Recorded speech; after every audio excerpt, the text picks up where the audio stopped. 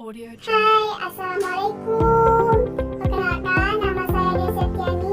Saya dari mahasiswa Psikologi Islam. Di sini saya memenuhi tugas Psikologi Industri dan Organisasi. Dan di sini saya akan menjelaskan sedikit tentang Psikologi Industri dan Organisasi. Selamat menyaksikan. Apa itu psikologi industri dan organisasi? Adalah cabang psikologi yang melakukan kajian tentang fenomena perilaku dan proses mental dalam lingkungan pekerjaan. Teori psikologi industri dan organisasi secara umum ada 3 tahap perkembangan teori yang digunakan dalam industri dan organisasi, yaitu teori klasik, teori neoklasik, dan teori modern. Berikut ini penjelasannya. Pertama, teori klasik. Teori klasik berkembang sejak abad ke-19. Teori klasik disebut juga sebagai teori mesin atau teori tradisional.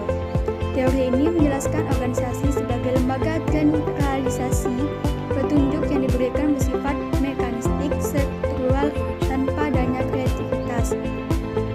Dalam teori ini, manusia dianggap seperti mesin, di mana dapat dipasang setiap saat dan diganti sesuai dengan perintah pemimpin. Kedua, teori neoklasik. Teori ini menekankan aspek sosial dan psikologis karyawan yang menjadi individu atau kelompok kerja. Audio Jungle. Ketiga, teori modern. Teori modern berkembang sejak tahun 1950. Menurut teori modern, semua unsur organisasi saling bergantung dan menjadi satu kesatuan. Ada juga peran psikologi industri. Psikologi industri dan organisasi memiliki peran yang penting dalam mengembangkan sumber daya manusia dan organisasi. Selanjutnya, ruang lingkup psikologi industri dan organisasi. Ruang lingkupnya terdapat beberapa kajian yang berada dalam ruang lingkup psikologi industri dan organisasi. Antara lain akan saya jelaskan di bawah ini. Audio Jungle. Ruang lingkup psikologi industri dan organisasi yang pertama yaitu adalah sebagai ilmu. Psikologi industri dan organisasi menggunakan berbagai pendekatan dan prinsip keilmuan psikologi untuk mengatasi berbagai masalah di tempat kerja. Yang kedua, psikologi industri dan organisasi mempelajari perilaku manusia. Psikologi industri dan organisasi mempelajari tingkah laku manusia dalam setting kerja, baik perilaku yang dapat diamati maupun perilaku yang tidak dapat diamati. Yang ketiga, perilaku manusia dalam perannya sebagai konsumen dan tenaga kerja. Psikologi industri dan organisasi mempelajari manusia dalam dunia kerja dan interaksinya dengan pekerjaan, organisasi, lingkungan fisik, serta lingkungan sosial di tempat kerja.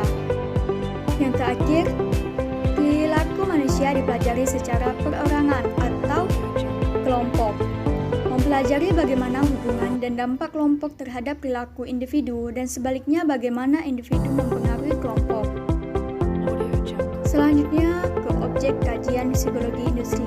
Objek kajian psikologi industri dapat dibagi menjadi 3 bagian. Pertama, organisasi.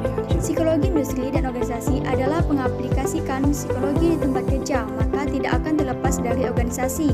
Psikologi industri dan organisasi membahas mengenai organisasi, mulai dari desain organisasi, teori organisasi, budaya organisasi, perubahan dan pengembangan organisasi, serta perilaku organisasi. Jungle. Yang kedua, kelompok. Organisasi dapat berjalan dengan efektif jika ada interaksi antara kelompok kerja. Kelompok dalam bahasa psikologi industri dan organisasi meliputi proses kelompok, dinamika kelompok, dan komunikasi di dalam kelompok. Yang terakhir itu adalah individu. Individu dalam kajian psikologi industri dan organisasi berkaitan dengan rekrutmen dan seleksi, pengembangan individu, perencanaan karir, serta berbagai proses belajar individu dalam organisasi. Selanjutnya tentang manfaat psikologi industri dan organisasi. Psikologi industri dan organisasi memiliki peran positif dan penting bagi organisasi. Psikologi industri dan organisasi bermanfaat untuk 1. Membantu organisasi dan perusahaan dalam mencapai tujuan. Kedua, menjembatani kebutuhan individu dan kebutuhan organisasi.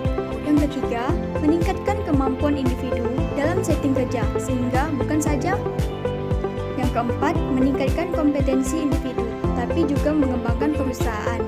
Yang kelima, menjamin kesejahteraan tenaga kerja dengan memperhatikan kepuasan kerja